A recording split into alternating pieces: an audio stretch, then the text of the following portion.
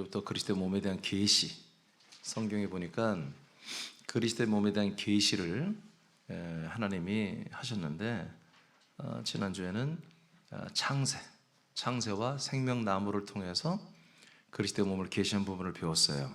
오늘은 두 번째로 아브라함과 장자들에게 약속한 땅을 통한 계시. 하나님은 아브라함 그리고 그 장자들에게 약속한 그 땅을 통해서 무엇을 계시했어요? 그리스도의 몸을 계시했습니다. 그러니까 그리스도의 몸이라고 하는 것이 정말 중요한 것이고, 이렇게 성경 전체의 구약, 특히 구약에 이 그리스도의 몸에 대한 계시, 약속을 이렇게 이제 해놓은 거다, 이렇게 여러분들이 아시면 되겠어요. 누가복음 24장 44절에 부활하시고 제자들을 만난 다음에 구약에 있는 모든 율법서, 창세기, 출애굽기, 레위기, 민수기, 신명기, 모세오경, 토라와 시편 두 권과 모든 선지서가 부활한 나에 대해서 증거한 거다라고 예수님이 이렇게 말하고 있어요. 예수께서 부활하심으로 말미암아 드디어 그리스도의 몸을 가지셨잖아요. 이 몸이 없으면 사실 우리는 하나님의 언약이 우리에게 이루어질 수도 없고, 이 우리 약속의 땅 이 몸을 만나지 못한 구원을 받을 수가 없죠. 하나님의 뜻이 우리에게서 이루어질 수가 없잖아요. 근데 이 몸이 굉장히 중요하죠. 그래서 성경 구약에서부터 이 그리스도의 몸에 대한 계시가 이렇게 분명히 되어 있는 거예요. 자, 오늘 우리가 아브라함과 장자들에게 약속한 땅, 그 땅이 뭘 계시하는 거다? 그리스도의 몸을 계시하는 것이었다. 하나님이 아브라함에게 약속한 땅, 장자들에게 약속한 땅, 그게 중요한 게 아니다. 그것은 하나의 비유다 말이에요. 계시란 말이에요. 실체는 신약에 드러나는 그리스도의 몸이라는 거죠. 자, 창세기 12장 1절로 3절 우리 다 같이 한번 선포하겠습니다. 시작. 여호와께서 아브라함에게 이르시되 너는 너의 고향과 친척과 아버지의 집을 떠나 내가 네게 보여줄 땅으로 가라. 내가 너로 큰 민족을 이루고 네게 복을 주어 내 이름을 창대하게 하리니 너는 복이 될지라. 너를 축복하는 자에게는 내가 복을 내리고 너를 저주하는 자에게는 내가 저주하리니 땅의 모든 족속이 너로 말미암아 복을 얻을 것이라 하신지라. 아멘. 자, 하나님이 아브라함에게 하신 약속의 내용이죠. 근데 1번이 뭐냐면 하나님이 약속한 그런 보여줄 땅으로 먼저 가는 것입니다. 땅 자체가 약속의 전부는 아니에요. 근데 이 약속의 땅에서만 하나님의 언약이 이루어진다는 거예요. 그 약속의 핵심, 그 밑에 한번 보세요. 자, 창세기 12장 6절도 한번 보겠습니다. 6절 시작. 아브라함이 그 땅을 지나 세겜 땅 모레 상수리 나무에 이르니 그때에 가나안 사람이 그 땅에 거주하였더라. 이렇게 아브라함은 하나님의 명령한 대로 약속의 땅으로 갔어요. 곧장 갔죠. 이곳에 가야만이 하나님이 약속한 것이 이루어지는데, 그 약속의 핵심은 하나님이 약속한 아들을 받는 것입니다. 아들을 받는 거예요. 그 아들로 인해서 이제 어떤 놀라운 또 언약이 이루어지냐면, 이 한 명의 아들을 통해서 큰 민족을 이룬다는 거죠. 그리고 이 민족을 통해서 모든 땅의 족속들이 복을 이어받는다는 거죠. 자, 그 밑에 하나님이 아브라함에게 약속한 것의 핵심은 하나님이 약속한 아들을 주시는 것입니다. 그러나 이 약속은 반드시 약속한 땅에서만 이루어지고요, 하나님이 아브라함에게 약속한 땅은 훗날에 세워지는 그리스도의 몸을 계시한 겁니다. 그리스도의 몸을 계시한 것입니다. 하나님이 아브라함에게 약속한 땅은 훗날에 세워지는 그리스도의 몸을 계시한 것입니다. 자, 이 하나님의 지목한 약속의 땅 하나, 이 한 땅에 아브라함과 그다음 아브라함이 들어가고 그 자손들이 거기서 이제 살게 되는데, 이 한 땅에서 사는 아브라함과 장자들을 통해서 창세기 12장 3절에 말한 것처럼 땅의 모든 족속이 복을 받습니다. 그러니까 모든 세상에 있는 땅에 있는 족속들이 하나님이 지목한 그 땅 한 땅, 그 약속의 땅 하나밖에 없는 그 땅에 거주하는 아브라함과 장자들을 통해서 복을 받는다는 것입니다. 여러분, 이 그림이 그려지죠? 그러니까 하나님이 지목한 땅은 하나밖에 없는데 세상에는 어마어마한 땅이 있잖아요. 그 어마어마한 땅에 사는 모든 사람들이, 모든 족속이 그 하나님이 지목한 그 땅에 있는 이분들을 통해서 전부 다 복을 받는다는 것이죠. 예. 이런 일이 이루어질 거라고 하나님이 예언을 하신 거예요. 그러니까 아브라함과 더불어서 이스라엘 민족이라고 하는 것은 매우 이게 독특한데, 이 민족은 하나님이 장차 하나님이 대규모로 하나님의 언약을 사람들에게서 이루시기 위해서 하나의 샘플로 이스라엘 백성이라는 이 나라, 아브라함과 더불어 그 자손들이 이스라엘 백성들의 나라를 통해서 하나의 샘플을 보여준 거예요. 하나의 비유, 하나의 예를 보여준 거예요. 실제가 아니에요. 실제는 아니지만 앞으로 실제를 충분히 우리가 가늠할 수 있는, 실제는 앞으로는 이렇게 하나님이 일을 하시겠구나 하는 것을 가늠할 수 있도록 하나의 한마디로 보기로서, 예로서 이스라엘이라는 한 나라를 수천 년 동안 하나님이 한마디로 건사하면서 살게 하신 거예요. 그래서 이스라엘 백성만이 이 하나님의 약속을 알고 있고 믿었던 거예요. 그 약속을 따라 이들이 살았던 거죠. 그래서 이 이스라엘 민족, 아브라함과 그의 장자들을 통해서 이 한 땅에 사는, 이스라엘 땅에만 살자. 그러니까 이스라엘 백성들은 자기네 그 땅을 매우 소중히 여깁니다. 그 땅에서 다른 나라로 가더라도 이들은 그 나라를, 이 이스라엘 쪽을 향하여 항상 날마다 기도를 합니다. 그 성전이 있는 예루살렘, 그 동방을 향하여 이들은 기도를 하고, 뭐든지 이 이스라엘 이 본향 땅을 절대로 여러분 잊지 않습니다. 그래서 지금 1948년도에 이스라엘 땅이 다시 영국에 의해서, 이 자본가들에 의해서 전략적으로 이스라엘 민족들에게 이 땅을, 다는 아니지만 한 50% 땅을 회복해서 줬어요. 다시 들어와 살으라고. 그랬더니 자기들이 외국에서 좀 날마다 어느 정도 기반을 잡고 뭐 재산이 있고 땅이 싹 청산하고요, 다 돌아와 버리잖아요. 이게 그들의 민족성이 아니라 약속을 따라 그 약속의 땅에 이들은 살아야 하기 때문에 그런 것입니다. 그리고 이들은 다른 민족과 결혼하지 않으려고 그러잖아요. 왜냐하면 섞이면 안 돼요. 하나님께서 이 민족을 이런 온 족속이 복을 이어받을 수 있는 그런 족속으로 하나님이 세우셨기 때문에 그런 거예요. 히브리서 11장 9절로 12절입니다. 그러면 이 아브라함이 그리고 자손들이 받은 이 약속의 땅에 대해서 이들은 어떤 인식을 갖고 있었는가 봅시다. 11장 9절로 12절 시작. 믿음으로 그가 이방의 땅에 있는 것 같이 약속의 땅에 거류하여 동일한 약속을 유업으로 함께 받은 이삭 및 야곱과 더불어 장막에 거하였으니 이는 그가 하나님이 계획하시고 지으실 터가 있는 성을 바랐습니다. 아멘. 여기까지 보겠습니다. 그러니까 이제 신약에서 구약 때의 이 믿음의 조상 아브라함, 이삭, 야곱에 대해서 증언하는 내용인데, 이분들이 이스라엘 백성이 다 아는 내용인데, 이 3세대가 흩어지지 아니하고 약속의 땅에 한 땅에서 텐트 치며 일부러 함께 살았다는 거예요. 근데 그 목적이 뭐다? 하나님이 약속한 터를 바라보기 위해서 이곳에 흩어지지 않고 살았다는 거지. 근데 이 땅이 어디? 약속의 땅에. 근데 이 약속의 땅을 이 사람들은 뭘로 여겼다? 이방 땅으로 여겼다는 거예요.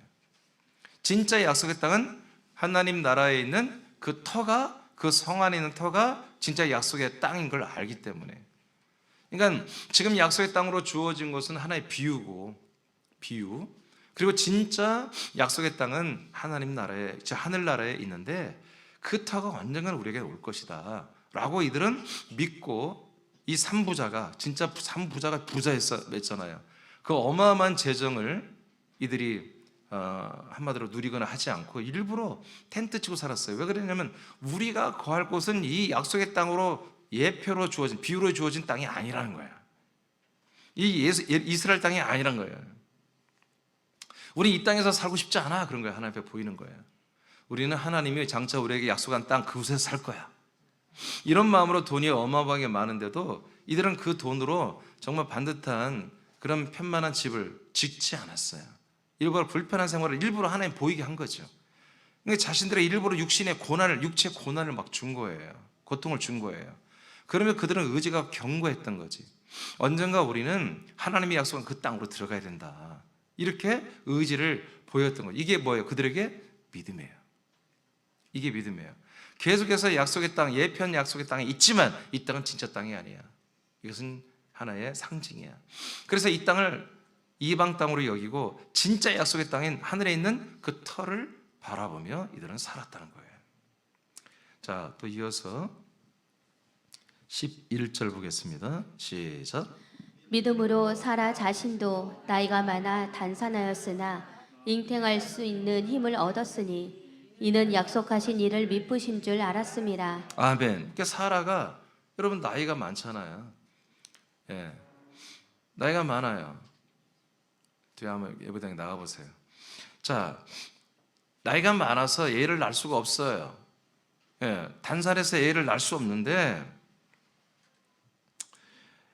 믿었어요. 사라도. 아, 됐어요. 권사님 됐어요. 누군지 알겠어요? 누군지 알겠어요. 괜찮아요.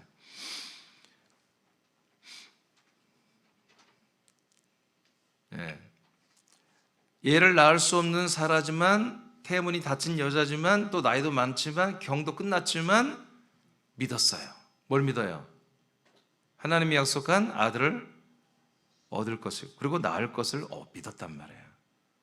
그 믿음으로 계속해서 아브라함, 이삭, 야곱은 터를 바라보는 믿음, 사라는 그 약속한 아들을 내가 낳을 거란 믿음, 이 믿음으로 변함없는 빛부신 변함이 없는 하나님을, 그 약속의 하나님을 믿었어요. 12절 시작.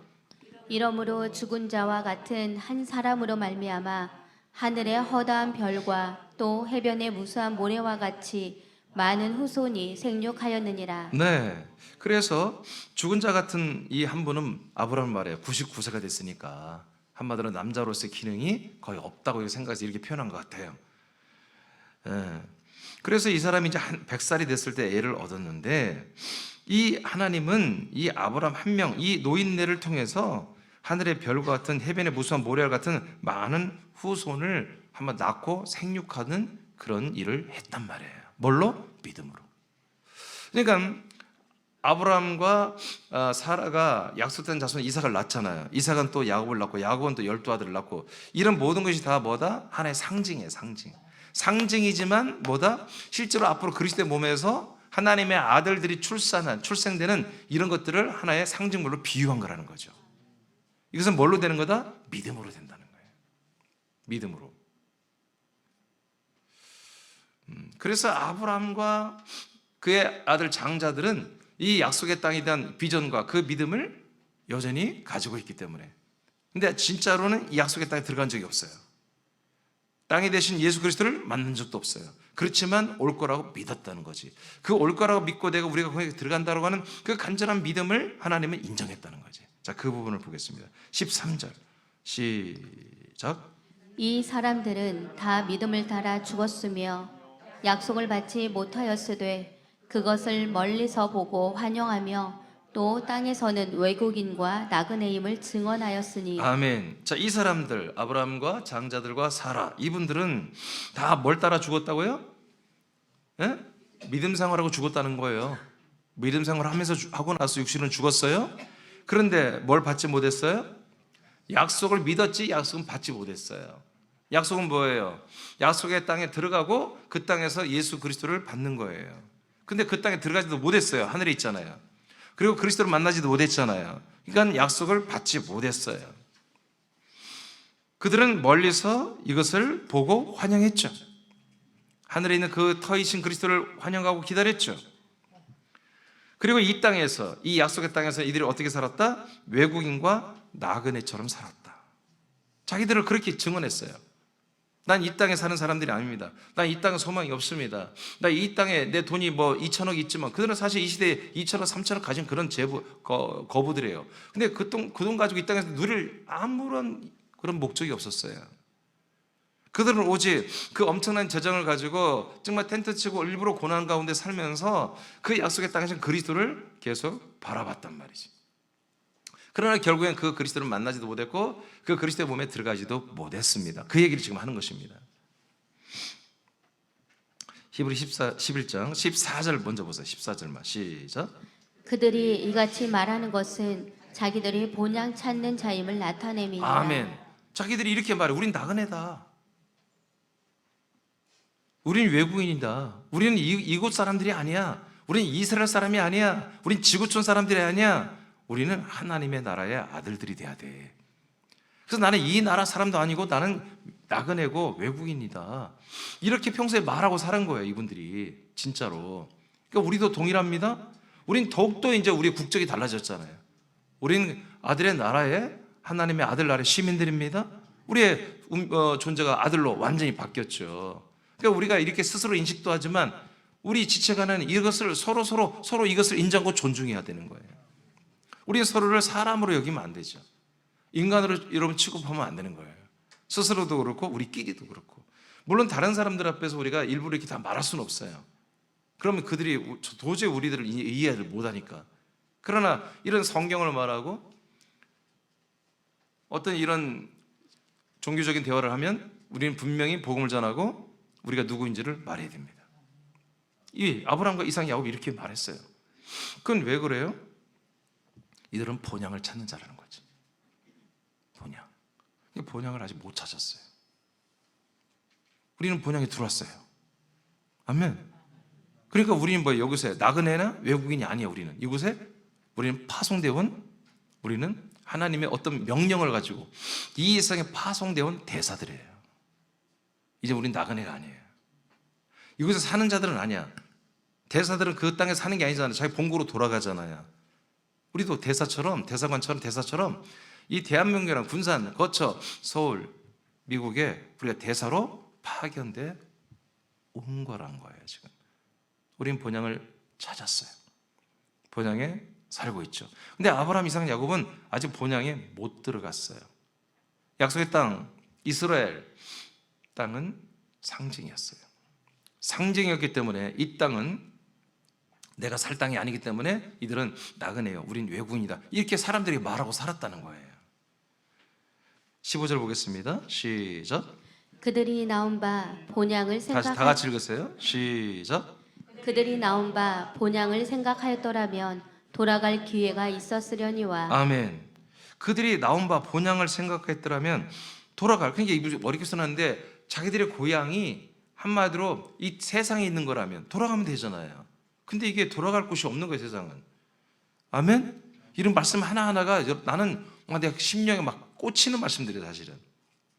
우리가 돌아갈 곳이 없어요. 또 아멘 안 하는 거 봐. 여러분들이 돌아갈 곳이 없어요. 또 무서워하면서 아멘 하는 거 봐. 여러분 돌아갈 곳이 없어요. 진짜 없다니까. 왜? 여러분들이 본향으로 왔다니까요. 그리스도의 몸 안에 왔으면 우리가 다시 돌아갈 곳이 없어야 되는 거예요. 16절 시작. 그들이 이제는 더 나은 본향을 사모하니 곧 하늘에 있는 것이라. 아멘. 이들은 뭐예요? 본향을 사모하는데 찾는데 어떤 본향? 더 나은 본향. 더 나은 본향. 지금 이스라엘, 예루살렘 이건 본향이 아니라는 거야. 이들이 찾는 곳이 아니라는 거야. 감람산이, 시온산이 할 것 없이 이들이 찾는 곳이 아니라는 거예요. 정말 이들이 사모하는 것은 하늘에 있는 그리스도의 몸인 터이신 그리스도예요. 근데 우리는 그 본향에 들어왔다는 거지 지금. 자, 다시 한번 16절 끝까지 읽어요. 시작. 그들이 이제는 더 나은 본향을 사모하니 곧 하늘에 있는 것이라. 이러므로 하나님이 그들의 하나님이라 일컬음 받으심을 부끄러워하지 아니하시고 그들을 위하여 한 성을 예비하셨느니라. 아멘. 하나님이 그들을 위하여 한 성을 예비했어요. 그 성 안에 뭐가 있기 때문에? 터가 있기 때문에. 아까 우리가 읽었어요. 성 안에 있는 터를 바라봤다고. 자, 이렇게 아브라함, 그 다음에 그 장자들에게 약속했던 땅, 그건 이스라엘이었죠. 그 땅을 통해서 하나님은 그리스도의 몸이라는 것을 구약 때부터 이렇게 계시했다는 거죠. 자, 이것은 이제 신약에서 그들이 바라봤던 터가 뭔지를 고전에서 완전히 밝히죠. 자, 터이신 그리스도는 당연히 터 안에 거하시는 거죠. 맞잖아요. 당신이 터인데 그럼 어디서 살아? 당신도 그 터 안에 살지. 고전 3장 10절만 먼저 읽어볼까요? 시작.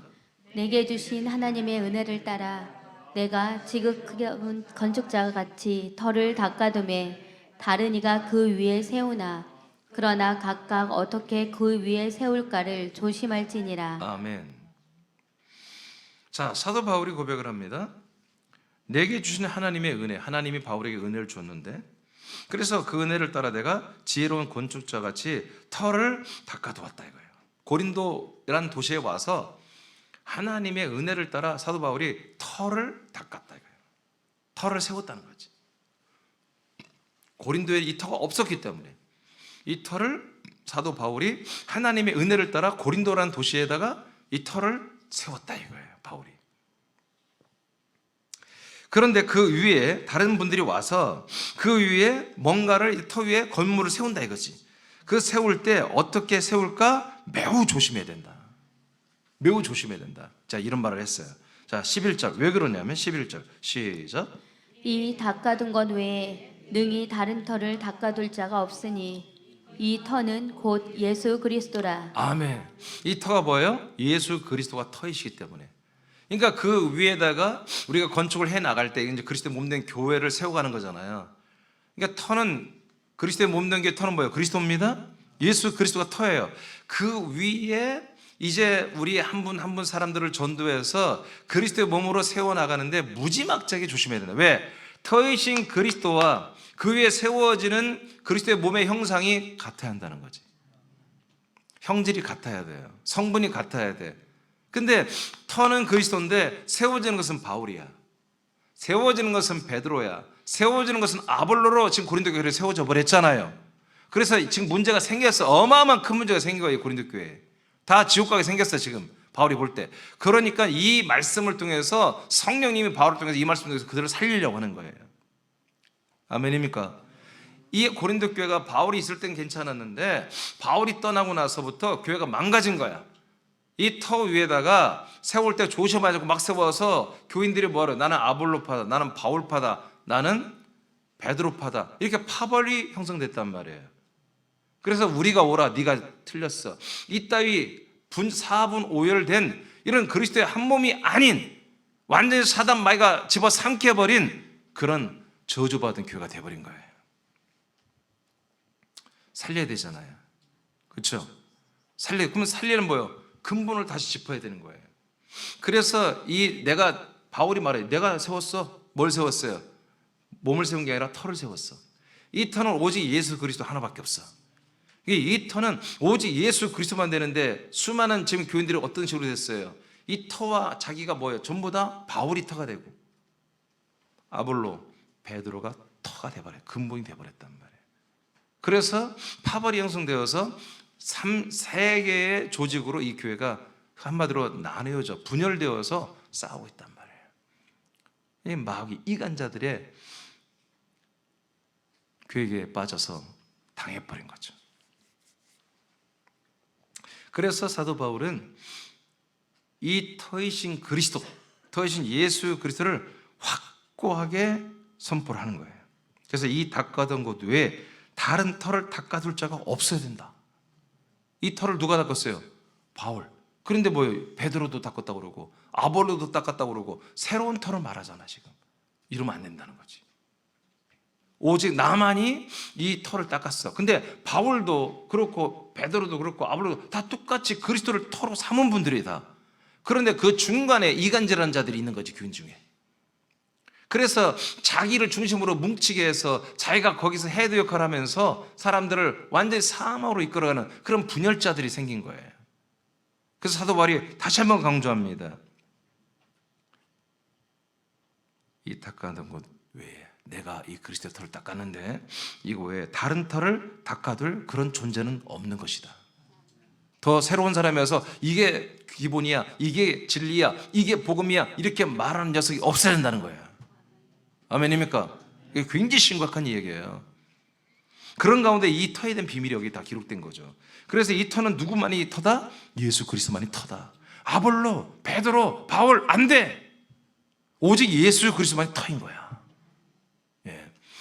그렇게 베드로와 아브라함과 그 장자들이 그렇게 소망했던 것이 드디어 신약 시대에 그 터이신 그리스도가 이 땅에 와서 이 세상 위에 터가 세워진 거예요 지금. 아멘. 아멘. 자, 고전 3장 이제 이어서 12절만 보겠어요. 시작. 만일 누구든지 금이나 은이나 보석이나 나무나 풀이나 지푸로 이 터 위에 세우면. 아멘. 이 위에다가 이제 뭐요? 세우잖아요. 근데 예를 들어서 재료를 이렇게 말했어요. 건물을 질 때 나무도 들어갈 것이고 보석도 들어가고 다 돌도 들어가고 하겠죠. 자, 이렇게 이제 예를 들어서 자, 그 위에다가 터 위에 연결해서 건물을 성전을 짓는단 말이에요. 자, 지을 때 자, 13절 시작. 각 사람의 공적이 나타날 터인데 그날이 공적을 밝히리니 이는 불로 나타내고 그 불이 각 사람의 공적이 어떠한 것을 시험할 것임이라. 네, 어떤 날이 되면 제대로 지어졌는지 다 알게 될 거라는 거죠. 그날이 되면 이거는 주님의 여러분 재림을 말하는 것입니다. 주님의 재림. 그때 되면 이게 완전히 다 드러난다는 거죠. 자, 14절 시작. 만일 누구든지 그 위에 세운 공적이 그대로 있으면 상을 받고. 아멘. 세워진 대로 그대로 있으면 불타버리면 그만큼 손해다. 그러니까 나무나 가지나 지푸라기는 다 타버리잖아요. 보석은 안 타요. 아멘. 그래서 우리가 아까도 제가 예배 시작 전에 했지만 우리가 어떤 염려하는 마음이나 주눅든 마음이나 뭔가 하나님과 거리가 있는 마음을 지금 예배 드린다. 그걸 빨리 다 찢어버려야 한다는 겁니다. 그걸 다 쫓아내버려야 되는 거예요. 아멘. 여러분들이 왜 이 가운데에 자리에 못 앉습니까? 왜 앞에 못 앉습니까? 발 냄새 나서 그래요? 발을 씻고 오시기 바랍니다. 그러니까 여러분들이 혹시라도 그게 저가 싫어서 그런다면 그건 괜찮아요. 내가 싫어서 그런다면 괜찮은데 하나님과 가까이 하는 거, 좀 하나님의 말씀을 가까이 하는 거, 이게 좀 부담이 된다. 그렇다면 여러분들 큰일 날 일입니다. 이게. 큰일 날 일이에요. 그러니까 앞으로 하여튼 뒤로 앉는 분들은 나를 싫어한다고 내가 그렇게 알게요. 하여튼 뭐 너무너무 싫어서 근처에 가기도 싫다. 난 그렇게 여길게요. 근데 조금 전에 말한 것처럼 하나님 앞에 예배하는 자체가 앞에 오는 자체가 부담이다. 말씀을 듣는데 너무 앞에 드는 것도 부담이다. 하나님과 가까이 부담이다. 그러면 여러분 병든 거잖아요. 그건 여러분 이 터에서 여러분 뽑혀버린 것이거든요. 잘못하면. 여러분 그런 부분을 생각하시기 바랍니다. 아멘. 이런 것들은 주님 재림 때까지 이것을 간직하고 있다면 불타버린다. 그럼 내게 보니까 남는 게 없어. 전부 나는 나무였고 전부 나는 이 지푸라기였고 나는 전부 가지 나무였어요. 그러니 주님이 말씀으로 다 한번 시험해 보니까 내가 그리스도의 한 몸으로 세워진 교집합이 별로 없는 거예요. 다 불타지고 없어져 버린 거예요. 근데 감사하게도 보니까 그래도 그리스도를 떠나지 않았으면 뭐다? 그래도 불 가운데 구원을 받는다 이렇게 돼 있어요. 거기 보니까 소테리아로 돼 있잖아요. 소조로 돼 있어요. 이게 무슨 얘기냐면 그럼 구원이 아닌 그게 아니라 전체적인 그냥 모든 것 전체로 말해서 그냥 불 가운데 구원이기 때문에 소테리아를 안 쓴 거예요. 구원은 받긴 받지만 불 가운데 얼마나 고통스러워. 불난 집에 여러분 있어봐. 불난 집에 있어서 겨우 빠져나왔어. 막 온 몸 싹 시커매지고 막 숨 못 쉬어가지고 막 손 한마디로 이 폐가 다 망가지고 그렇게 해서 나온 모습과 똑같다는 거예요. 그런 모습으로 구원을 받는다기 때문에 소조를 했던 것 같아요. 우린 그런 구원 받아서는 안 됩니다. 그럼 부끄러운 구원을 받아서는 안 되겠죠. 자, 이렇게 약속의 땅과 같은 터이신 그리스도와 하나가 되면 그리스도의 몸으로 우리가 건축이 되는 거죠. 건축이. 근데 불탈 것으로 여러분들의 그 안에 영과 혼에 불탈 것으로 채우지 말라는 거지. 금과 은과 보석으로. 무슨 금과 은과 보석은 뭔가요? 하나님이 믿으라는 대로 믿는 거예요. 지금 새벽 예배 때에 진짜 구원을 이루는 생활을 배우고 있어요. 이걸 누가 가르쳐줘요? 이렇게 하는 게 보석이야. 이렇게 사는 게 금과 은과 정금 같은 정보석 같은 믿음 생활이거든요. 이렇게 하면 되는 거예요. 썩지 마세요. 그러므로 터는 절대로 변형이나 또는 다른 터로 대체하면 안 됩니다. 절대로 안 됩니다. 터가 되신 그리스도의 몸에서만 한 몸으로 건축되어야 됩니다. 아브라함과 장자들은 이것을 믿었기에 오직 터만을 바라보며 본향과 같은 터로 돌아가기를 소망했던 것입니다. 아브라함, 이삭, 야곱을 우리가 지금 이 아브라함 후속의 복을 이어받은 우리들인데 이 시대에 놀랍게도 개혁교회가 아브라함과 이삭, 야곱이 이런 것들을 전혀 언급이 없어요. 아브라함이 어떻게 복을 받았고, 이삭이 어떻게 복을 받고, 야곱이 어떻게 복을 받았고, 특히 요셉이 어떻게 이렇게 어마어마한 거부가 되고 정말 세상을 호령했던 총리가 되고, 이런 것만 다 초점이 맞춰 있는 거예요. 이 세상의 기복으로만 그들을 판단하는 거예요. 그래서 야곱을 사기꾼이라고 함부로 이렇게 말하는 엉망진창 같은 목사들이 있고요. 아닙니다. 그들은 이 터를 바라봤습니다. 이 그리스도를 바라봤습니다. 이 영생을 바라봤습니다. 하나님의 아들이 되는 생명을 그들은 바라보고 소망하며 살았던 것입니다. 하나님의 아브라함의 약속한 땅은 장차 그리스도의 몸 안에 들어가 그리스도의 몸으로 건축되는 것을 계시한 것입니다. 자, 창세기 28장 21, 22절 야곱의 장자 야곱의 경우를 봅시다. 읽겠습니다. 시작. 내가 평안히 아버지 집으로 돌아가게 하시오면 여호와께서 나의 하나님이 되실 것이요 내가 기둥으로 세운 이 돌이 하나님의 집이 될 것이요 하나님께서 내게 주신 모든 것에서 10분의 1을 내가 반드시 하나님께 드리겠나이다 하였더라. 아멘. 자, 야곱이가 이제 이 루스라고 하는 이스라엘 땅을 이제 떠나게 됐죠. 형 때문에. 떠나는 가운데 밤에 잘 때 여러분 알다시피 그 자기가 자고 있는 곳에 하늘과 연결이 돼 버렸어요. 그래서 천사들이 오르락내리락하는 그런 것을 환상을 보고 깨달았어요. 아, 이곳이구나. 이곳이 뭐다? 하나님의 집이구나. 그래서 제가 배우겠던 그 돌을 세워다가 거기서 기름을 부었어요. 기름 부으면 그리스도라는 얘기입니다. 기름 부음을 받다가 그리스도잖아요. 기름을 붓고 그 돌을 딱 세우고 이 돌이 뭐가 된다? 하나님의 집이 된다는 거지. 이 터이신 산돌, 이 모퉁이 돌이신 이 돌이, 이 터이신 분이 뭐가 된다? 바로 그리스도의 몸이 된다는 거지. 하나님의 집, 성전, 그리스도의 몸이 된다는 거죠. 그것을 선포하는 거예요. 그래서 하나님, 여호와 하나님, 내가 돌아오면은 형을 피해서 잠깐 다시 돌아오면은 이곳을 하나님의 집, 그리고 하나님 나의 하나님이 되고 나는 이곳에서 10의 1을 드리겠습니다 하고 선언을 하잖아요. 여러분, 기름 부어진 곳에 여러분 10의 1을 해야 되는 것입니다. 아멘. 그래서 이곳에서 내가 생명을 얻고 이 생명을 얻은 자들로서 하나님께 10의 1을 다시 돌려드리며 생명을 받은 것을 아브라함이 전쟁에서 이기고 돌아와서 정말 멜기세덱이라는 여호와 하나님이죠. 그게 여호와 천사죠. 그에게 자기의 10분의 1을 드리잖아요. 왜 줘요? 떡과 포도주를 주기 때문에 그런 거예요. 떡과 포도주를 주기 때문에. 떡과 포도주를 누구만 줘요? 왜? 그리스도의 몸 안에서만 주는 거예요. 약속의 땅에서만 줄 수 있는 거예요. 아멘. 그러니까 약속의 땅에 들어와서 약속의 땅에서 나는 거예요. 여러분 이제 뒤에서 보겠지만 여러분 이집트 광야에서는 어떻게 살았어요? 세상에서는 고센이라는 비옥한 땅에서 나는 걸 먹고 살았어요. 광야에서는 하나님이 능력으로 초자연적으로 주시는 걸 먹고 마시며 살았어요. 하나님이 날마다 기적이죠. 날마다 표적 속에 살았어요. 근데 약속의 땅에 딱 들어오면 뭐예요? 표적 없어져요. 기적 없어져요. 그 땅에서 나는 걸 먹어라. 그 땅에 나는 것을 마시고 그 땅에 나는 것을 먹어라. 하나님 말씀하시는 거예요. 그러므로 이 약속의 땅에 딱 들어가면 뭐예요? 그리스도의 몸에서 나오는 이 양식을, 그 피를, 그 양식의 살을 먹어야 되는 거지. 그런 분들이 이 몸에서 계속해서 나에게 줄 양식이 있게 하기 위하여 10의 1을 드리라고 말라기 3장 10절에 기록되어 있습니다. 그래서 사도 장자 야곱이가 이곳에서 바로 내가 10의 1을 드리겠습니다 하고 탁 서원을 하는 이 장면이에요. 자, 그 밑에 여러분이 읽어보시죠. 장자 야곱이 시작. 장자 야곱이 약속의 땅이 되는 루스더라에서 체험한 것도 장차 약속한 땅을 통해 세워지는 그리스도의 몸을 계시합니다.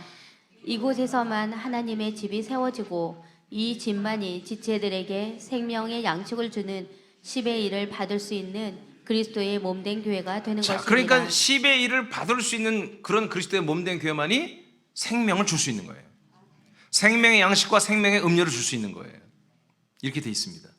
그러니까 원래는 이 생명의 음료와 양식을 주지 못하면 10의 1을 받아들이면 안 되는 거예요. 오직 10의 1은 지체들에게 양식이 있게 하기 위하여 드려지는 거예요. 아시겠습니까? 그러니까 여러분들이 10의 1을 드려서 내가 재정적인 또는 생활적인 복을 받겠다라고 하는 건 그 구약적 개념인데 그건 하나의 예표란 말이에요. 예표. 그건 상징이야, 상징. 이 현실 세상에서의 어떤 들어가도 나가도 복을 받고 여러분 여러 가지 그 복이 있잖아요. 10의 1을 드렸을 때 민족 단위로 우리가 정말 유명한 자가 되고, 그것은 뭐예요? 장차 우리가 그리스도의 나라에서 모든 열방과 모든 족속에게 복을 줄 수 있는 그런 어마어마한 영적인 생명의 거부들이 되는 것을 상징적으로 말한 거예요. 근데 그 상징을 오늘날은 뭐다? 상징을 실제로 보고 실제 있는 것은 아예 살펴보지 않기로 원하는 거죠. 왜? 예수님의 십자가에서 구원이 이루어졌다고 믿어버리기 때문에 더 이상의 더 다른 의미를 찾을 필요가 없는 거죠. 그래서 10의 1이라는 것을, 그래서 많은 분들이 이제 10을 하기 싫은 분들은 이건 율법이란 말이에요. 여러분, 아브라함 때부터 시작한 거예요. 아브라함 때부터. 아멘. 율법은 언제부터 했어요? 모세 때 시작된 거예요. 1000년 이상 차이가 나요. 아브라함 때부터 10회는 시작된 거예요. 그러니까 10의 1을 여러분 드릴 때에 이건 뭐다? 하나님이 약속한 그 그리스도의 몸에서 여러분이 살고 있다는 걸 믿어질 때 10회를 드리는 거예요. 그 몸에서 내가 한 몸 돼서 아들이 되었다라고 그렇게 여러분 실제로 됐을 때 10회를 드리는 거예요. 그게 아니면 안 드려도 상관없습니다. 그게 됐을 때 여러분들은 10회를 정말 감격하며 드리는 거예요. 그랬을 때 그 10분의 9가 여러분들에게 그 완전히 하나님의 통치하는 재정이 되는 거예요. 그 누구도 그 재정으로 가지고 장난 못 치는 거예요. 그 재정은 정말 하나님의 놀라운 능력으로 여러분 집행이 되는 재정이 되는 것이죠. 세 번째로 가겠습니다. 이제 세 번째 또 그리스도의 몸에 대한 계시는 모세와 이스라엘이라는 나라를 통해서 그들에게 약속한 땅을 통한 계시가 그리스도의 몸을 계시하는 것이죠. 출애굽기 3장 8절입니다. 시작. 내가 내려가서 그들을 애굽인의 손에서 건져내고 그들을 그 땅에서 인도하여 아름답고 광대한 땅, 젖과 꿀이 흐르는 땅, 곧 가나안 족속, 헷 족속, 아모리 족속, 브리스 족속, 히위 족속, 여부스 족속의 지방에 데려가려 하노라. 예, 하나님이 모세를 부르셔서 이스라엘 백성들을 데리고 나와서 약속 땅으로 데려가. 이렇게 이제 명령을 하는 거죠. 근데 그 땅은 어떤 땅이다? 젖과 꿀이 흐르는 땅이다. 이렇게 하나님이 설명을 해주세요. 약속의 땅은 젖, 그 다음에 꿀, 이것이 정말 흐르는 그런 땅이다 라고 봐요. 뭐예요? 젖은 먹는 거, 꿀도 먹는 거잖아요. 정말 달콤하고 또 우리에게 영양분을 주어서 몸을 이렇게 자라나게 할 수 있는 그런 땅이라고, 그런 곳이라고 하나님이 모세에게 알려주는 거죠. 자, 민수기 14장 6절에서 8절입니다. 시작. 그 땅을 정탐한 자 중 눈의 아들 여호수아와 여분의 아들 갈렙이 자기들의 옷을 찢고 이스라엘 자손의 온 회중에게 말하여 이르되 우리가 두루 다니며 정탐한 땅은 심히 아름다운 땅이라. 여호와께서 우리를 기뻐하시면 우리를 그 땅으로 인도하여 들이시고 그 땅을 우리에게 주시리라. 이는 과연 젖과 꿀이 흐르는 땅이니라. 아멘. 자, 하나님이 이렇게 가르쳐 줬어요, 모세한테. 근데 모세가 그렇게 또 가르쳐 줬어요. 저 12 정탐꾼이 이 땅을 정탐 40일 동안이나 아주 세밀하게 정탐하고 와서 10명은 땅이 좋긴 좋대요. 비옥하대요. 정말 포도 한 송이를 두 사람이 짊어지고 갈 정도로 포도 한 송이가 어마어마 크더만. 그러니까 뭐 땅은 좋은 건 맞는데, 근데 문제는 그들 안악자손이 보니까 거인이요, 거인. 그래서 우리가 그 땅에 들어가면 아마 우리는 메뚜기처럼 작아, 그냥 우리는 다 전쟁하면 다 죽게 될 것 같아요. 이렇게 보호를 해버렸어요. 근데 여호수아가 가려면 옷을 찢어버렸어요, 자기 옷들을. 그러니까 어필하는 거죠. 지금 얘들 10명의 이 모든 말하는 게 가짜라는 거예요. 틀렸다는 거예요. 하나님이 약속한 땅, 하나님 말한 대로 이 땅은 정말 젖과 꿀이 흐르는 땅이었다는 거지, 자기들이 볼 때는. 그걸 어필하기 위해서 그 옷을 막 찢어버린 거예요. 이거 얼마나 이게 살벌해요. 여러분, 제가 설교하는데 옷을 찢어가면서 설교해봐. 비웃는 거 봐. 어? 겁이 없어. 아니, 제가 설교하는데 막 옷을 막 하나 찢고 막 나중에 아니면 런닝구까지 찢으면 어떡하려고 그래, 여러분. 똥배 그 다 나오는데. 막 그렇게 옷을 찢어가면서 말하는데 얼마나 사람들이 깜짝 놀라겠어요. 그럼 왜 그래요? 너무 간절하니까. 이 진실이니까. 근데 여러분, 사단이 역사하면 이 세상은요, 진실이 안 먹히는 거예요. 어느 나라든 마찬가지예요. 선진국이든 후진국이든 다 별 차이 없어요. 진실은요, 안 통해요. 그래서 이 광야에서는요, 진실이 안 통한다니까. 그러니까 결론적으로 뭐예요? 이스라엘 사람 모든 백성들이 결정을 돌아가자로 끝나버렸어요. 그러나 여호수아가 가려면 분명히 이 땅보다 젖과 꿀이 흐르는 땅이다, 하나님이 약속한 땅이다, 이렇게 믿었던 거죠. 믿는 분만이 들어갑니다. 하나님이 내 귀에 들린 대로 그대로 역사했다. 여러분 잘 아시죠? 그 다음 과정을 이사야서를 보겠습니다. 이사야. 그러니까 약속의 땅이라고 하는 것은 뭐다? 젖과 꿀이 흐르는 땅이다. 그리스도의 몸 안에만 이 젖과 꿀이 있는 것입니다. 아멘입니까? 자, 이사야 7장 14, 15절 선포합니다. 시작. 그러므로 주께서 친히 징조를 너희에게 주실 것이라. 보라, 처녀가 잉태하여 아들을 낳을 것이요 그의 이름을 임마누엘이라 하리라. 자, 이 내용 너무 잘 알죠. 이제 우리가 22번 주일날 우리가 성탄 감사 주일 예배를 드리는데, 네, 이렇게 약속대로 우리에게 인간의 몸을 입고 오신 분이 예수, 그리고 그 안에 계신 분이 그리스도입니다. 자, 이렇게 예언을 했어요. 자, 예언 다음에 15절이 매우 중요해요. 시작. 그가 악을 버리며 선을 택할 줄 알 때가 되면 엉킨 젖과 꿀을 먹을 것이라. 아멘. 자, 그 여자를 통해서 나오시는 그 예수, 그분이 임마누엘을 한다는 거죠. 하나님이 인간들과 함께하는, 오는, 하나님이 아들을 통해서, 예수를 통해서 우리가 오시는 거잖아요. 임마누엘. 그분이 오셔서 이제 악을 버리며 선을 택하는 날이 보여요. 야, 십자가 달려 죽어서 우리의 모든 죄악을 다 담당해버리는 거예요. 아멘. 아멘. 그리고 부활하고, 이런 과정을 말하는 거죠. 그때가 되면 우리가 엉긴 젖, 우리는 엉긴 젖이 뭔지 몰라요 잘. 근데 우리 그 엉긴 젖이 뭐냐면 치즈 이렇게 우유를 이렇게 발효하면 뭐가 되는, 치즈 맞나요? 네, 그런 걸 말하는 거예요. 그러니까 그냥 우유가, 묽은 우유가 아니라 좀 발효하고 이렇게 이렇게 해서 건조해서 좀 이렇게 죽처럼 이렇게 엉긴 치즈 같은, 이런 것을 너희들이 먹게 될 거다. 그 다음에 꿀을 먹게 될 거다. 그럼 이게 무슨 말이에요? 지금 하나님이 출애굽기에서 이스라엘, 그 모세와 이스라엘 백성에 약속했던 내용이 이사야라는 선지자를 통해서 또 한 번 예언되잖아요. 이것이 언제부터 이루어진다? 예수님이 십자가 달려 죽어서 우리의 죄를 다 담당한 그 이후에 우리가 그 몸 안에 있는 젖과 꿀을, 약속의 땅에 있는 젖과 꿀을 먹게 된다는 것입니다.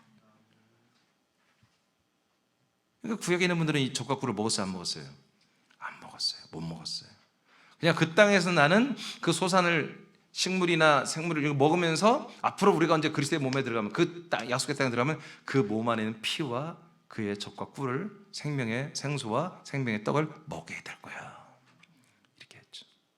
에스겔서나 또 계시록 10장에 사도 요한이, 계시록의 말씀이지만 이 말씀을 작은 두루마리 책을 먹으니 입에서는 꿀송이처럼 달다고 그랬어요. 배에서는 쓰지만. 그러니까 이 말씀 우리가 먹는 곳이 어디다? 이 젖의 말씀을, 여러분 베드로전서 여러분 1장 2장 2절에서 뭐라고 그래요? 우리가 거듭난, 1장 20절에 거듭난 것은 살아있는 하나님의 말씀으로 씨로 되지만 2장 2절에서 자라나는 것은 젖의 말씀으로 자라난다고 합니다. 그러니까 이 젖의 말씀, 우리를 생명으로 거듭나게 하고 생명으로 자라나게 하는 이 젖의 말씀은 약속의 땅 안에만 있는 거지. 그리스도의 몸 안에만 있는 거예요. 이걸 이사야라는 선지자가 예언을 했습니다. 그리고 그 말씀은 우리에게 꿀송이처럼 달아야 된다는 거죠. 그러니까 이 말씀이 여러분들의 입에서 들을 때 이게 정말 신박하고 너무나 명쾌하고, 이 말씀이 너무나 사랑스럽게 여러분 꿀송이처럼 받아들여야 돼요. 근데 이 말씀이 여러분들의 이루어진 데는 배가 써야 한단 말이에요. 이 말씀과 상반되는 모든 것들이 다 찢어나가야 돼요. 다 퇴출돼, 다 나가야 돼요. 그래서 내 배에서는 써야 되는 거야. 이게 정상이에요. 이 말씀이 우리가 받을 때는 너무 아름답고 거룩하지만 이 말씀이 내가 이루어진 데는 상당한 진통이 따르는 것입니다. 그게 정상입니다. 이사야 7장 14, 15절 이해되십니까? 자, 그래서 오직 약속의 땅에서만 젖과 꿀을 먹을 수 있다. 그래서 모세와 이스라엘 백성들은 아직 그 실체인 그리스도의 몸을 우리가 만나지 못했지만 정말 그 몸 안에만 젖과 꿀이 있음을 이들이 알고 가는데, 1세대는 그 모든 것들을 머리로는 안다고 했고 머리로는 아멘 했지만 진심으로는 안 했기 때문에 곧장 이 10명의 보고 때문에 다 뒤집어 버리고 다시 이집트로 돌아가겠다고 결별선을 해버린 것이죠. 예. 근데 우리는 어떤 은혜인지, 우리는 그런 과정을 거쳐서 여러분, 우리는 본향에 들어왔어요. 젖과 꿀이 흐르는 이 그리스도의 생명의 말씀이 넘쳐 흐르는 새남이란 그리스도의 몸된 교회에 우리가 들어와 버린 거죠 지금. 그래서 그리스도의 몸된 교회를 여러분 귀하려 한다는 거예요. 저도 여러분도 다 귀하려야 됩니다. 여러분, 그리스도의 몸된 게 여러분이 아닙니다. 그리스도의 몸이 그리스도입니다. 여러분들이 교회가 이 그리스도의 몸이 되는 것입니다. 아멘. 출애굽기 26장 1절을 보겠습니다. 시작. 너는 성막을 만들되 가늘게 꼰 배의 실과 청색, 자색, 홍색 실로 그룹을 정교하게 수놓은 10폭의 휘장을 만들지니. 자, 이제 광야에서 뭘 만들어요? 하나님이 모세에게 성막을 만들라. 그러니까 모세와 이스라엘 백성들 이 광야를 통해서 뭘 계시하는 거예요? 성막 이런 것을 건축함으로 말미암아 성막을 통해서 약속의 땅을 계시하는 거죠. 자, 레위기 16장 15, 16절 장사님 읽어보세요. 또 백성을 위한 속죄제 염소를 잡아 그 피를 가지고 휘장 안에 들어가서 그 수송아지 피로 행함같이 그 피로 행하여 속죄소 위와 속죄소 앞에 뿌릴지니. 아멘. 자, 무슨 일을 하죠? 성막에서 뭘 해요? 제사를 드리는데 우리의 속죄제 제물에 나오는 피를 지성소 안에 있는 속죄소까지 운반해서 뿌리잖아요. 그래서 속죄소에서 우리 죄가 사해진다는 것을 계시했어요. 그러니까 지성소라는 곳에서만 진짜로 우리 죄가 속해진다, 사해진다. 이것을 성막을 통해서 하나님 제사 제도를 통해서 우리에게 이스라엘 백성들에게 계시한 거죠. 실제로 그 시대의 7월 10일이 되면 대속죄를 통해서 짐승의 피를 속죄소, 지성소에 있는 속죄에 뿌렸어요. 그렇다고 진짜 죄가 사해지냐? 아니에요. 상징이에요, 상징. 진짜 죄가 사해지는 것은 그 약속의 땅에 있는 그 속죄소에 이 피를 뿌려야 되는 거예요. 아멘입니까? 그러니까 진짜 우리의 영원한 속죄, 용서는 어디서 받는다? 약속의 땅 그리스도의 몸 안에, 그 안에서만 속죄가 이루어지는 것입니다. 이것을 계시하신 거예요. 성막을 통해서, 그리고 성전을 통해서. 솔로몬 때부터는 성전이 됐잖아요. 정착 성전이 됐잖아요. 마찬가지입니다. 그 다음에 레위기서 봤죠? 민수기 7장 89절입니다. 다 같이 시작. 모세가 회막에 들어가서 여호와께 말하려 할 때 증거계 위 속죄소 위에 두 그룹 사이에서 자기에게 말씀하시는 목소리를 들었으니 여호와께서 그에게 말씀하심이었더라. 아멘. 또 이제 어떤 일이 일어나요? 이 지성소 안에는 그 속죄소 위가 뭐예요? 증거계인데 그 증거계 사이에서 하나님이 나타나셔서 말씀하시는 거예요. 여러분, 성소에도 말씀이 없습니다. 마당에는 더욱더 없습니다. 마당 밖에 세상은 더욱더 하나님의 말씀이 없습니다. 근데 오직 어디에서만? 지성소 안에서만, 이 증거계에서만 말씀이 증거됩니다. 어떤 말씀이겠어요? 우리 씨가 되고 영이 되고 생명이 되는 말씀이죠. 그러니까 이 약속의 땅 안에서만 하나님 우리를 살리는 말씀이 여기 선포된다. 우리의 죄가 영원히 속죄되는 것도 이 약속의 땅 안에서만 된다. 히브리서 9장 4절입니다. 시작. 금 향로와 사면을 금으로 싼 언약궤가 있고 그 안에 만나를 담은 금 항아리와 아론의 쌍난 지팡이와 언약의 돌판들이 있고. 네, 이 증거궤, 이 언약궤죠. 언약궤. 언약궤를 증거하는 거예요. 언약을 증거하는 거예요. 이 전체 이 법궤, 그 법궤가 언약궤잖아요. 언약궤 안에 이 세 가지가 들어있잖아요. 이 세 가지 내용을 그 증거궤에서 하나님이 말씀한다는 뜻이에요, 이게. 그러니까 우리가 목사님들이 이게 설교할 때에 이 세 가지를 항상 말씀해야 되는 거예요. 여기 세 가지. 모세 두 돌판, 십계명. 그 다음에 아론의 쌍난 지팡이. 그 다음에 금 항아리에 잘 구별되어 놓는 만나. 이 세 가지가 이 증거궤 안에 들어있는 거예요. 이 약속의 내용 세 가지가. 이것을 하나님이 이 지성소에 나타나셔서, 물론 여호와의 사자로 오시면 나타나서 이스라엘 백성들에게 말씀을 하신 거예요. 이제는 비유로 부활의 쌍난 지팡이 이런 것들을 하는 게 아니라 진짜 이 약속의 땅 지성소인 그리스도의 몸 안에서 직접 우리에게 이 모든 말씀을 하시는 거예요. 쌍난 지팡이의 부활의 말씀, 생명의 말씀, 양식의 말씀, 이 계명의 말씀. 계명, 양식, 생명 말씀. 이 세 가지가 이제 비유로 하지 않고 상징으로 하지 않고 설명하며 하지 않고 직접 우리에게 먹여버리는 것이죠. 이것을 광야에서 이스라엘 백성과 모세를 통해서 성막을 짓게 하여 이걸 그리스도의 몸을 계시했다. 요한 6장 53, 54절입니다. 53, 54 시작. 예수께서 이르시되 내가 진실로 진실로 너희에게 이르노니 인자의 살을 먹지 아니하고 인자의 피를 마시지 아니하면 너희 속에 생명이 없느니라. 내 살을 먹고 내 피를 마시는 자는 영생을 가졌고 마지막 날에 내가 그를 다시 살리리니. 아멘. 이 내용이 뭐예요? 바로 금 항아리에 감춰진 만나예요. 감춰진 만나가 드디어 진짜 약속의 땅 그리스도의 몸에 오니까 이 양식의 말씀이 있더라는 거지. 이 양식의 말씀을 먹어서 자라나니까 뭐예요? 부활의 쌍난 지팡이. 이 쌍난 지팡이 뭐예요? 죽어있는 살구나무에 여러분 꽃이 피고 열매를 맺은 거잖아요. 그러니까 죽었던 자들이 살아난다는 부활을 말하는 거예요. 그래서 이 양식의 말씀을 먹은 자들은 마지막 날에 우리가 다 새롭게 예수님이 살리듯이 부활의 몸을 입습니다. 그러니까 이 요한 6장 53, 54절이 뭐다? 바로 양식의 말씀 만나와 그다음에 나중에 부활의 몸이 되는 쌍난 지팡이를 말하는 것입니다. 이것이 어디에만? 그 예수 그리스도 안에 있는 피와 안에 있는 생명의 그분의 말씀, 살덩어리의 말씀을 먹고 마셔야 한다는 겁니다. 그럼 영생이 있고 영생이 있는 자들은 마지막 날에 부활의 몸, 쌍난 지팡이처럼 부활의 몸으로 내가 다 구원하겠다, 살리겠다. 그래서 하나님의 계명이 남았잖아요. 계명. 십계명은 뭐예요? 십계명은 사랑의 법입니다. 예. 다섯 가지. 하나님 사랑, 이웃 사랑입니다. 이 계명이 이제 그리스도의 몸에서 뭐가 되는 거예요? 그리스도의 법이 되는 거예요. 모세의 법이 뭐가 되는 거예요? 그리스도의 법이 되는 거지. 그리스도의 계명이 되는 것입니다. 모세의 법, 모세의 계명이 그리스도의 법, 그리스도의 계명으로 바뀌는 거죠.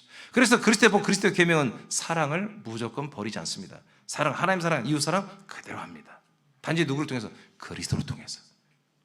그리스도와 함께 하나님의 아들로서 하나님 아버지를 사랑하는 것입니다. 그리고 하나님의 아들, 그리스도와 연합한 아들로서 그리스도와 함께 우리가 이웃들을 사랑하는 것입니다. 그냥 내가 자연인 인간으로서 하나님 사랑하고 이웃 사랑은 다릅니다. 내가 하나님의 아들이 되어서 아버지를 사랑하고 하나님을 사랑하는 것은 아버지를 사랑하는 것이고 이웃을 사랑하는 것은 그들을 하나님의 아들, 이 그리스도의 모든 생명을 전이하고 전달할 수 있는 자로 우리를 세웠다는 것입니다.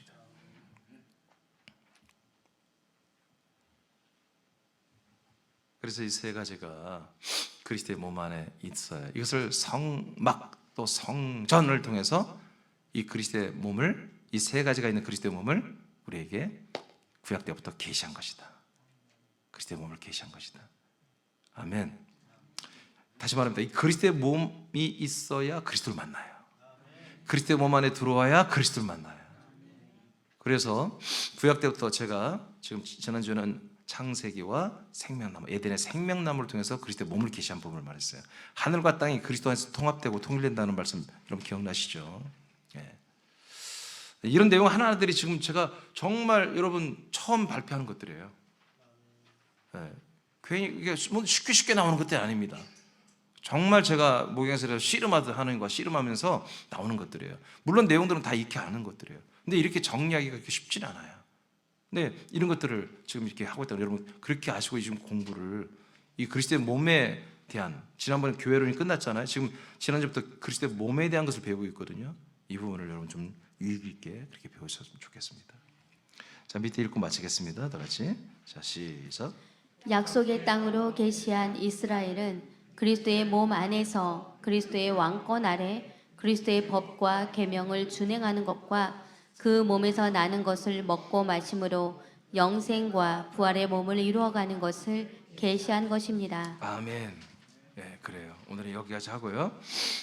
이렇게 그리스도의 몸에 대해서 하나님이 정말 창세 전부터 그리고 창세 또 생명나무 이런 모든 것들을 통해서 우리에게 이렇게 다 이렇게 계시하고 예언을 했습니다. 이것들이 정말 수억만이 지나 수억만, 제가 창세전 이 그리스도 몸에 계시도 하려다가 그건 예수님이 예수님이 이제 아마 다음 주에 예수님이 그리스도의 몸에 대한 계시를 한 것을 내가 이제 발표할 거예요. 그때 이제 좀 중복되기 때문에 안 했는데 예수님도 이 그리스도의 몸을 계시했어요. 에? 빨리 가고 싶어요? 네, 그만할게요. 기도하겠습니다.